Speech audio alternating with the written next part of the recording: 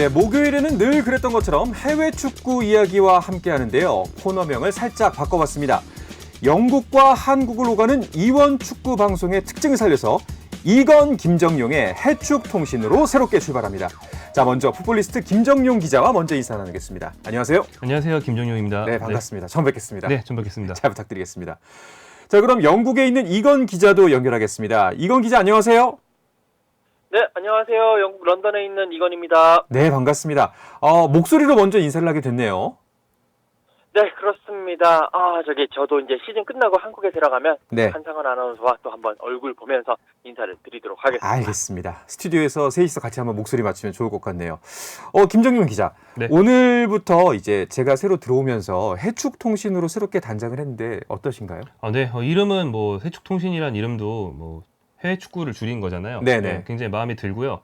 뭐 이름이야 사실 뭐 바뀐 거 빼고는 저랑 이건 기자는 그대로인데 그렇죠. 이 새로운 네. 진행자를 뵈서 네. 또 새 출발을 하게 되니까 굉장히 기대가 많이 됩니다. 아유, 네. 저한테 너무 큰 기대는 안 하시는 게 좋을 것 같은데. 김정용 기자와 이건 기자를 믿고 열심히 해보도록 하겠습니다. 네. 영국에서 생생한 소식 잘 부탁드리겠습니다. 이건 기자. 네, 앞으로도 열심히 생생한 소식으로 청취자 여러분들께 좀 더 다가가도록 하겠습니다. 네, 알겠습니다.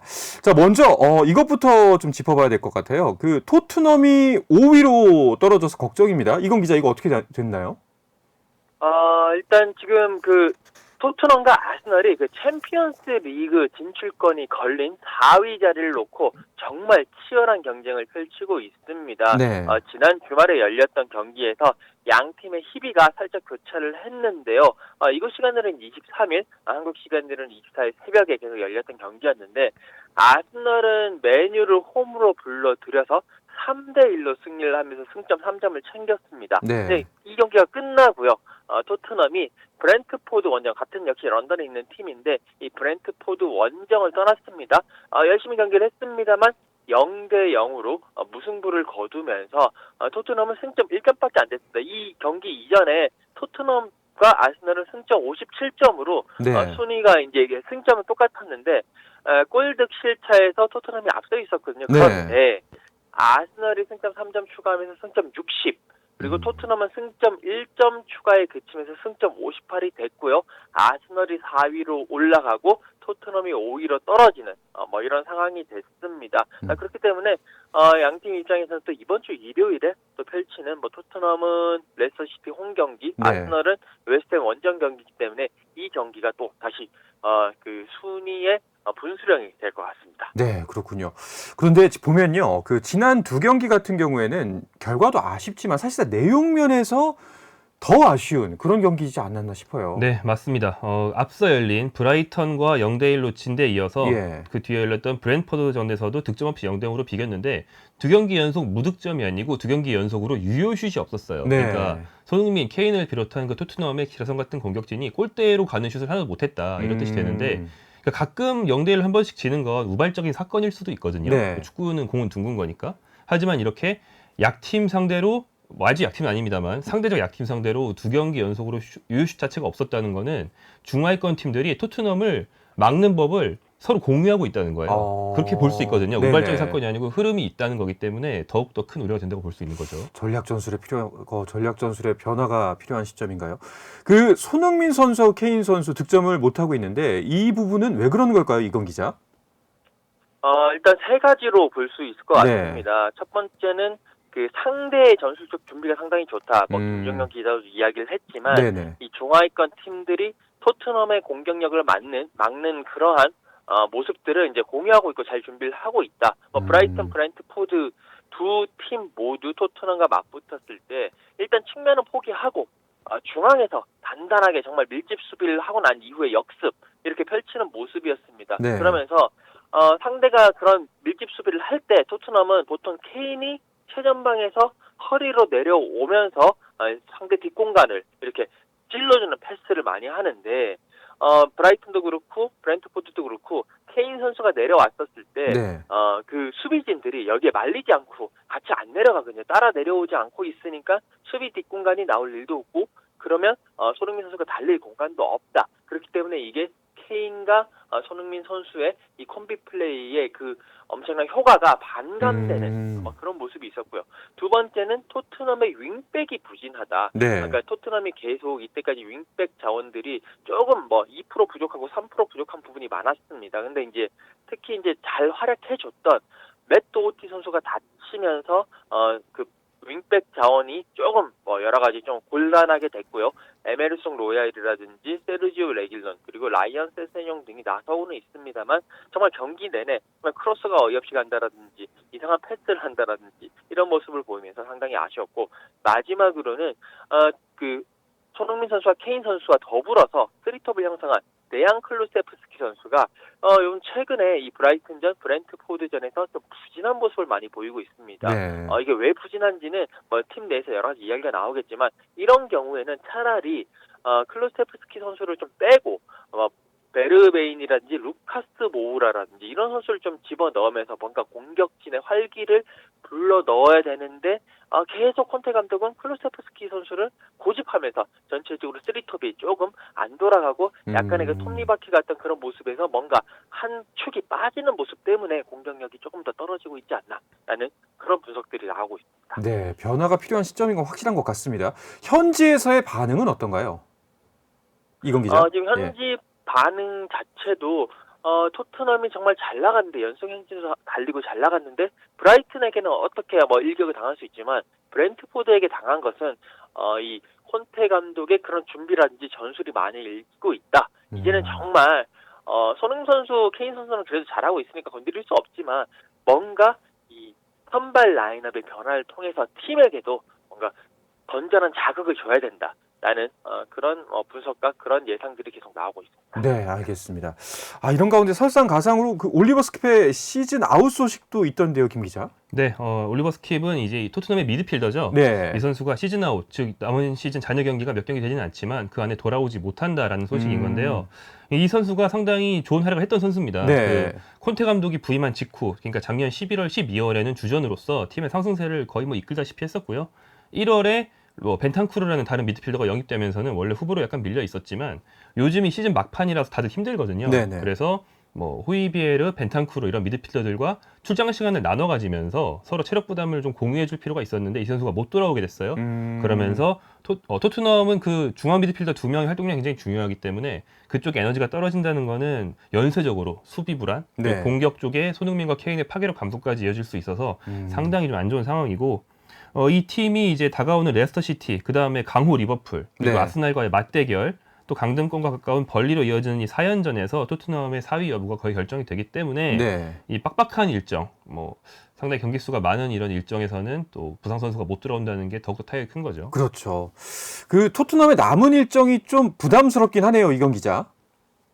네, 그렇습니다. 일단 당장 이번 주말에 레스터시티와 홈경기 가지고요. 그 이후에 리버풀 원정 경기 그리고 다시 5월 12일 한국 시간 5월 13일에 아스널과의 홈경기를 가집니다. 그리고 이제 번니와의 홈경기, 노리치 시티 원정 경기로 이제 올 시즌이 마무리되는데요. 네. 레스터시티 홈경기, 리버풀 원정 경기 그리고 아스널과의 홈경기 이 세 경기가 어떻게 보면 토트넘의 가장 큰 난코스이자 올 시즌의 성적을 좌지우지할 분수령이 될 것 같습니다. 이 세 경기에서 무조건 승리를 거둬야지 토트넘은 4위 자리를 차지할 수 있다라고 볼 수가 있고요. 네. 토트넘의 해리 케인 선수 같은 경우에도 브렌트포드전이 끝나고 난 다음에 남은 5경기에서 모두 승리를 해야지 유럽 챔피언스 리그로 갈 수 있다라고 이야기를 하면서 전의를 다시 불태우는 모습이었습니다. 5경기 다 이겨야 할 텐데요. 쉽지는 않아 보입니다. 네, 상당히 어렵죠. 예. 네.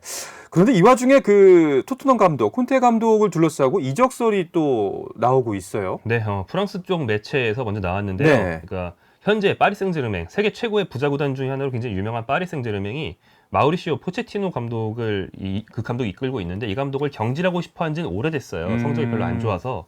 그런데 대체자가 없었는데 콘테 감독이 파리 생제르맹에 자기를 차기 감독으로 써달라고 이력서를 냈다는 역전을 했다. 네, 이런 예. 류의 보도예요. 그러니까 우리 같은 저 같은 회사원들이 예. 이직하고 싶을 때 그렇죠. 현재 회사에다가 안 알리고 이제 몰래 이력서 내고 면접 제가 보러 이제 가고 SBS에 그러잖아요. 면접 보러 간 거죠. 예. 그런 느낌으로 네. 냈다는 보도예요. 근데 프랑스 매체 사이에서는 콘테 감독이 먼저 제안을 했는지에 대해서는 이견이 있지만 최소한 파리 생제르맹 구단과 콘테 감독 사이에 교감이 있었다는 점에서는 다들 일치를 하고 있고 여기서 좀 호사가에 가까운 다른 계좌들이 이제 연쇄적으로 관측을 하는 게 콘테가 파리 생제르맹으로 가고 포체티노가 파리 생제르맹에서 잘린다. 근데 포체티노 감독은 그 손흥민 선수의 은사로도 유명하고 원래 토트넘 출신이기 때문에 네네. 자연스럽게 공석인 토트넘 감독으로 포체티노가 가면서 사실상 트레이드가 되는 게 아니냐 이런 식의 관측이 있습니다. 확실히 뭐 아니땐 굴뚝에 연기가 나진 않았을 거다. 뭐 약간 이런 추측까지는 가능할 것 같은데요. 그런데 영국에서는 이 보도 내용을 부인했다면서요, 이건 기자? 네, 뭐 영국 입장에서야 영국 언론 입장에서야 이 콘테 감독을 뭐 보호까지는 아니지만 뭐 여러 가지 그런 식으로 뭐 하고 있다라고 말을 할 수는 없는 상황입니다. 그리고 또 특히나 콘테 감독 측에서 이제 취재를 뭐 한 기사들이 많이 나오고 있는데 뭐 콘테 감독 입장에서 자기네들이 이렇게 역전을 했다라고 말을 할 수 없는 상황이거든요. 여러 가지 그렇죠. 뭐 예. 도덕적인 부분도 있고 또 계약적인 부분도 있기 때문에 어쨌든 지금 내용 그러니까 그런 기사 내용들은 콘테 감독 측 우리는 아니다. 그리고 뭐 우리가 지금 저기 그 계약 기간이 2023년 여름까지 돼 있기 때문에 그럴 수도 없다라고 부인을 하고 있고요. 다만 영국 내에서도 뭔가 아닌데 굴뚝에는 연기가 나지 않을 수 없다. 뭐 이렇게 이야기를 하면서 약간의 의심의 눈초리는 지금 보내고 있습니다. 다만 이제 이번 주 금요일에 그 콘테 감독의 기자회견이 예정돼 있거든요. 네. 이제 보통 이제 경기 하기 전에 항상 열리는 공식 기자회견이 있는데 이 자리에서 콘테 감독은 분명히 나는 그런 얘기 안 했고 그리고 나는 솔직한 사람이다. 나는 상당히 이 팀의 진심인 사람이다. 라고 이야기할 것이 한 99.9% 이상이 되고 있기 때문에 일단은 이 시즌이 끝나봐야지 조금 더 뭐 어떻게 되든 좀 더 진전된 상황이 나오지 않을까 생각됩니다. 이건 기자 콘테 감독 취재를 하도 현장에서 많이 해가지고 네. 좀 있으면 성대모사도 할 수 있을 것 같아요. 다 알고 있네요 이미. 그렇죠. 네. 이게 참 우리 입장에서는 집중해야 할 시기인데 뭐 사실은 프로리그에 이런 이야기거리가 있어야 또 즐겁기도 합니다만 좀 더 집중했으면 좋겠다라는 생각이 그렇죠. 드네요. 흔들릴 수 있죠. 네. 자, 그런가 하면 맨체스터 유나이티드는 신인 감독을 선임을 했습니다. 네, 에릭 텐 하흐라는 네덜란드 감독이 네. 맨체스터 유나이티드의 차기 감독으로 확정이 됐는데요.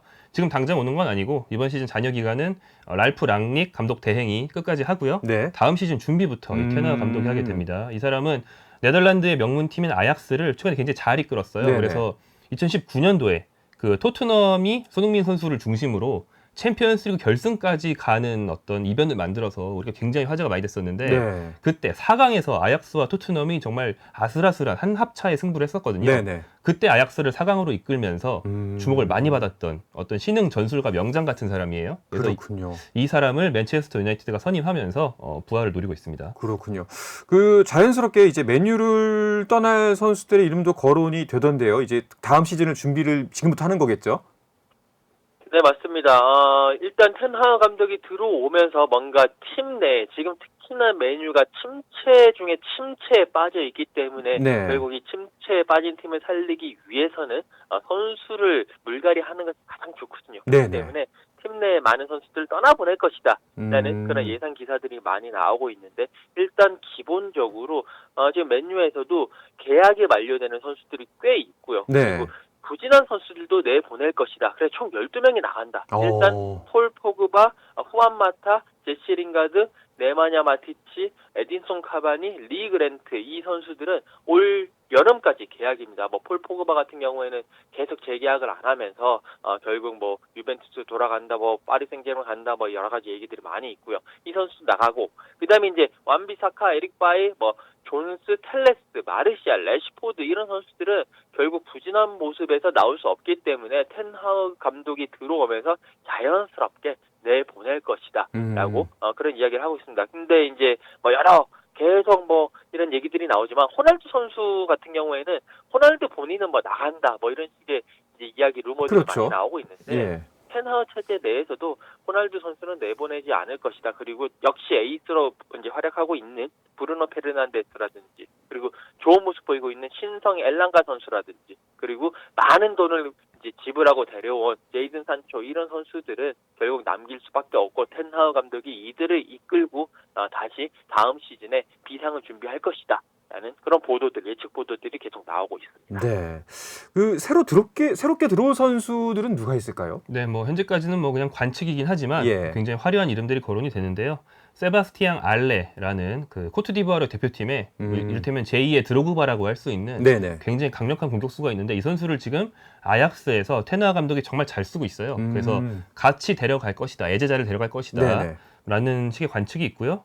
그리고 이제 아까 이건 기자가 말씀해 주신 것처럼 나갈 선수들이 있다는 것은 그 자리를 다 메워야 된다는 뜻이기 때문에 이를테면 폴 포그바가 나갈 경우에는 미드필더 사야 되고 지금 보강할 포지션이 많거든요. 그래서 중앙 미드필더는 뭐 라치오의 세르비아 대표팀 선수인 세르게이 밀린코비치 사비치라는 정말 기막힌 미드필더가 있습니다. 뭐 이런 선수들이 거론이 되고요.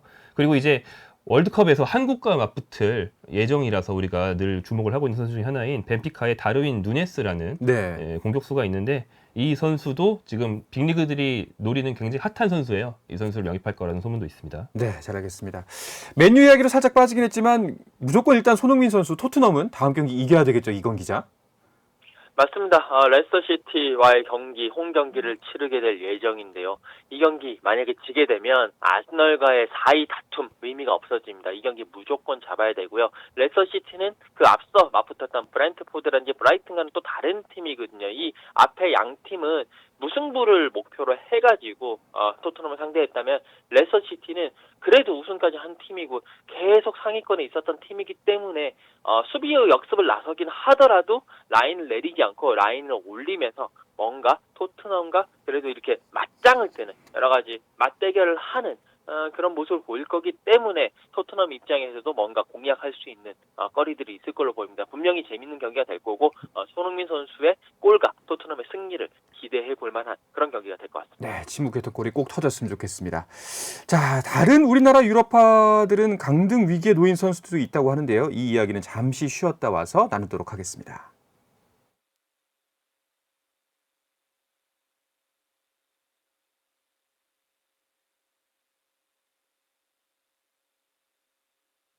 네, 영국과 한국을 넘나드는 이원 축구 방송 이건 김정용의 해축통신 듣고 계십니다. 풋볼리스트 김정용 기자, 영국의 이건 축구 전문 기자와 함께하고 있습니다. 김정용 기자님, 그 우리나라 유럽파 선수들 중에서 강등 경쟁에서 살아남기 위해서 애쓰고 있는 선수들이 요즘 꽤 많이 보여요. 네, 안타깝게도 소속팀 사정이 좋지 않은 선수들이 네. 많은데요. 일단 우리 한국 대표팀의 간판 공격수, 주전 공격수인 황의조 선수는 본인은 잘하는데 소속팀인 보르도가 경기도 못하고 재정도 불안한 걸로 우리가 재정까지. 네, 매주 그 얘기를 이 팀이 강등될 위험이 정말 크다 이 말을 해왔는데 최근엔 정말 대패를 여러 번 당하면서 더 심해졌어요. 그래서 원래는 17위, 18위 사이, 그러니까 17위만 되면은 강등을 면할 수 있다는 네. 희망이 있는 순위였는데 19위까지 떨어졌습니다. 이 팀은 정말 실점을 너무 많이 하는 게 정말 큰 문제고요. 그다음에 이강인 선수가 있는 마요르카, 스페인의 마요르카도 강등권과 승점 2점 차에서 불안한 흐름을 이어가고 있고 이동준 선수가 합류해서 지금 반 시즌을 채우고 있는 헤르타 BSC, 베를린 연고의 헤르타 같은 경우에는 이 팀 자체는 상승세예요. 네. 그 펠릭스 마가트라고 감독 경력이 거의 한 40년 된 정말 노장 감독이 와서 팀을 일신하는 데 성공을 해서 최근 3연승을 했어요. 그래서 팀 자체는 올라가고 있습니다. 다만 이제 이동준 선수가 부상으로 못 뛰는 게 좀 아쉽긴 합니다만 팀은 그날 올라가고 있어서 강등권에 놓인 한국팀 소속팀 3개 중에서는 헤르타가 그나마 좀 희망이 많이 있는 편입니다. 그렇군요. 좋은 소식 좀 많이 들려와야 되는데 그런데 궁금한 지점이요. 각각 나라별 리그마다 강등과 승격의 규정이 비슷하지 않나요, 이건 기자? 네, 그렇습니다. 전체적인 틀에서는 거의 비슷하다고 보시면 될 것 같습니다. 네. 일단 잉글랜드, 스페인, 이탈리아, 독일, 프랑스를 비교했을 때 일단 전체적인 틀에서는 1부 리그에 있는 하위권 팀 2개나 3개는 자동으로 강등이 되고 네. 그리고 이제 2부 리그에 있는 팀들 중에 한 상위 2개 팀은 그러니까 1부 리그로 올라오고 나머지는 플레이오프를 한다라고 보시면 되는데 잉글랜드 같은 경우에는요. 잉글랜드와 스페인이 이제 같다고 보시면 되는데 이 양 리그는 1부 리그 하위 3개 팀이 바로 강등이 됩니다. 그리고 2부 리그에 있는 3개 팀 중에서 2개 팀은 바로 직행, 그러니까 우승과 준우승 팀은 직행으로 하게 되고요. 네. 나머지 2부 리그 3위부터 6위 팀이 플레이오프를 펼쳐가지고 이제 승자가 1부 리그에 올라가게 되는 그런 케이스고 이탈리아도 그거와 같기는 한데 여기서 이제 좀 이탈리아가 약간 다른 게 네. 2부 리그에 이제 그 플레이오프 나가는 팀들 가운데서 3위, 6위 이렇게 이제 플레이오프를 하는데 이 중에서 3위와 4위 팀이 승점 차가 10점 이내일 때 플레이오프가 열립니다. 그러니까 10점 밖으로 돼 있으면 여기는 플레이오프 할 필요가 없다. 그러면서 3위 팀을 바로 올리게 되고 이 이제 10점 이내일 때만 플레이오프를 하게 되고요. 독일 같은 경우에는 또 약간 다른 게 독일은 진짜 18개 팀입니다. 그렇기 때문에 하위 2개 팀이 바로 2부 리그로 강등이 되게 되고 1부 리그에서 이제 그 2부 리그에서 2개 팀이 올라오고 마지막에 이제 그 1부 리그 16위 팀 그리고 2부 리그의 이제 3위 팀이 홈 앤 어웨이로 오가는 플레이오프를 펼치면서 마지막 1부 리그 승강팀을 이렇게 뽑게 됩니다. 프랑스 같은 경우에도 이제 2개 팀이 자동 강등되고 2부에서 2팀이 승격하고 그다음에 4위와 5위 그러니까 2부 리그의 4위와 5위가 경기를 펼쳐가지고 승리팀이 2부 리그 3위와 다시 경기를 펼쳐가지고 네. 거기에서 승리하는 팀이 1부 리그에 있는 17위 팀과 이렇게 경기를 펼치면서 마지막 1부 리그 승격팀을 뽑게 되는. 그러니까 전체적으로는 몇 개 팀 자동 강등 그 다음에 2부 리그에서는 몇 개 팀 올라오고 플레이오프 걸친다라고 보시면 이해하기 쉬울 것 같습니다. 그렇군요. 뭐 전체적인 틀에서 보면은 승격과 이제 강등의 대상은 다 대동소이한데 그 광식에서 좀 차이가 있는 것 같은데 근데 좀 이야기 들으니까 흥미진진합니다. 이러니까 그 유럽 리그 같은 경우에는 2부, 3부 리그도 인기가 많지 않나 그런 생각이 들기도 하고요. 네. 예. 그 아까 말씀하셨던 이동준 선수 지금 부상으로 출전을 못 하고 있는데 그 이러다가 복귀를 영영 못한 채로 이번 시즌 마치는 거 아닌가요? 근데 이동준 선수는 합류를 굉장히 늦게 한 경우예요. 그러니까 1월 말, 1월 31일에 헤르타로 이적을 했거든요. 네. 그러니까 이적 시장 마감기 하네요. 그리고 당시에는 굉장히 분위기가 좋았습니다. 이동준 선수한테 거는 기대가 커서 그 한국 대표팀 캠프가 있던 중동에서 바로 독일로 넘어갔는데 네. 넘어가자마자 이튿날에 바로 경기를 투입을 할 정도로 기대가 컸어요. 하지만 네네. 잔부상이 좀 있어서 기대에 부응하기에는 컨디션이 올라오지 않았고요. 결국 현재까지 4경기만 뛰었고 큰 활약은 하지 못한 채 아마 시즌이 저무는 그런 분위기인데요. 다만 이제 독일 승강권에 대해서는 꼭 나쁜 소식만 있는 게 아닌 게 네. 독일 2부 분데스리가에서 이제 1부 승격을 노리는 팀 중에서 현재 샬케와 베르더 브레멘이 앞서가고 있는데 네. 샬케에는 대표팀에 이동경 선수가 있고요. 베르더 브레멘에는 한국인 유망주인 박규현 선수가 있어요. 만약에 이제 운이 좋아서 헤르타가 살고, 그러니까 강등을 안 당하고 2부에서 샬케와 브레멘이 다 올라오면 분데스리가의 한국인이 2명이 늘어나는 거죠. 그렇죠. 네, 다음 예. 시즌 좋은 모습이 있을 수도 있습니다. 그렇군요. 또 한 가지 또 기분 좋은 소식이 한 가지 있는 게 그 리버풀 스카우진이 터키 리그 페네르바체에 있는 김민재 선수에게 푹 빠졌다 이런 소식도 있던데요, 이건 기자. 네, 그 터키 매체 포토맥이라는 곳에서 이제 보도를 했는데 리버풀 스카우트 진이 이제 김민재 선수를 보기 위해서 김민재 선수 경기도 많이 갔고 그 김민재 선수의 활약에 매료됐다라는 뭐 그런 기사를 전했습니다. 그런데 이제 저희가 이제 이 시간을 통해서 계속 이야기를 드리지만 이 터키 매체 보도라는 것이 상당히 조금 눈여겨볼 만한데 네. 터키 매체의 보도에 따랐으면 이때까지 한 10년 동안 계속 터키 매체 보도에 따르면 지금쯤 터키 슈페르 리가에서는 호날두 선수도 뛰었을 것이고 메시 네. 선수도 뛰었을 것이고 네이마르 선수도 뛰었을 것이고 그렇군요. 그렇기 때문에 그렇기 때문에 조금 걸러 들어야 되지 않겠나. 굉장히 빠르게 이해갑니다. 이렇게 설명해 주시니까. 예. 그 김민재 선수 관련해서는 김종용 기자가 정통하다고 들었거든요. 네, 제가 우리 방송에서 이런 팀들 얘기가 나올 때마다 늘 제가 드리는 말씀이 있는데 이런 얘기 들으면 제가 나름대로 확인을 해 볼 수는 있는데 확인해 보면 리버풀 측에 어떤 한 스카우트가 왔다든지 또 뭐 어느 다른 거론된 빅리그 구단에서 누가 왔다든지 이런 얘기가 있을 때는 대체로 오긴 왔다는 얘기는 들어요. 하지만 그게 곧 영입 의사가 있다는 뜻은 아니기 때문에 현재로서는 이제 원론적인 관심만 있다 이렇게 받아들이면 되고 이게 오는 여름에 이적으로 이어질지는 좀 많은 절차를 거쳐야만 성립이 됩니다. 네, 잘하죠. 그럼 뭐 예를 들자면 이런 거겠네요. 지나가서 괜찮던데요. 이렇게 하면은 그래도 기사가 나는 거죠. 예, 관심이 깊은 관심이 있다. 네. 매료됐다. 막 이렇게도 기사가 날 수 있는 거군요. 그렇죠. 네.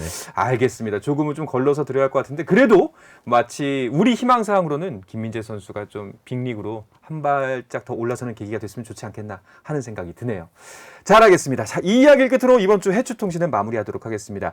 오늘 어떻게 첫 시간이었는데 두 분 기자분들 괜찮으셨나요?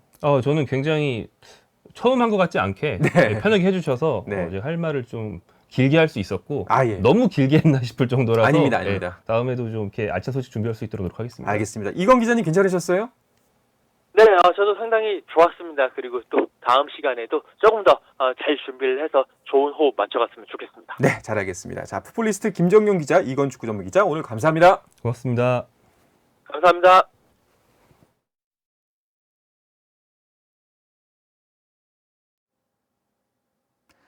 내일도 저녁 8시 30분입니다. 한상원의 스포츠!